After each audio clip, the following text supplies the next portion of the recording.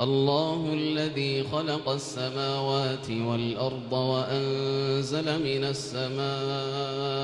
ماء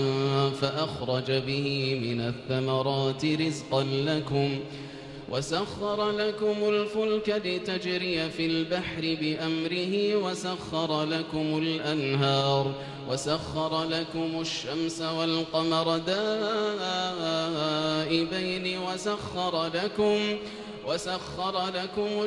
والقمر دائبين وسخر لكم الليل والنهار وآتاكم من كل ما سألتموه وإن تعدوا نعمة الله لا تحصوها إن الإنسان لظلوم كفار وإذ قال إبراهيم رب اجعل هذا البلد آمنا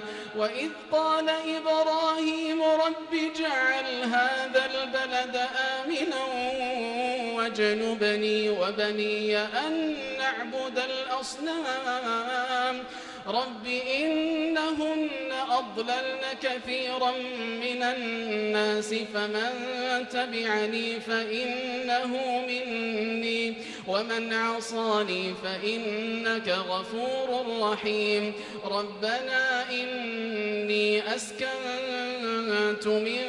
ذريتي بواد غير ذي زرع عند بيتك المحرم ربنا ليقيموا الصلاة فاجعل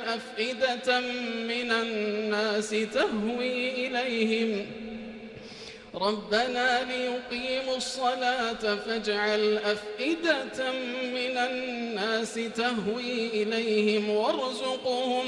وارزقهم من الثمرات لعلهم يشكرون ربنا إنك تعلم ما نخفي وما نعلن وما يخفى على الله من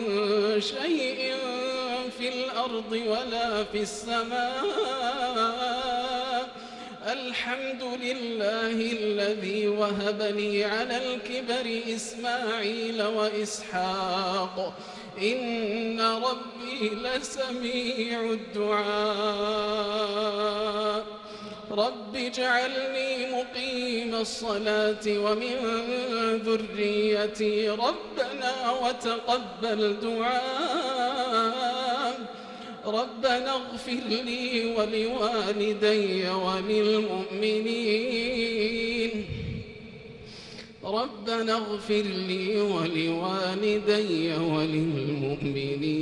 يوم يقوم الحساب ولا تحسبن الله غافلا عما يعمل الظالمون إنما يؤخرهم ليوم تشخص فيه الأبصار مهطعين مقنعي رؤوسهم لا يرتد إليهم طرفهم وأفئدتهم هواء وأنذر الناس يوم يأتيهم العذاب فيقول الذين ظلموا ربنا أخرنا إلى أجل قريب نجب دعوتك ونتبع الرسل أولم تكونوا أقسمتم من قبل ما لكم من زوال وسكنتم في مساكن الذين ظلموا أنفسهم وتبين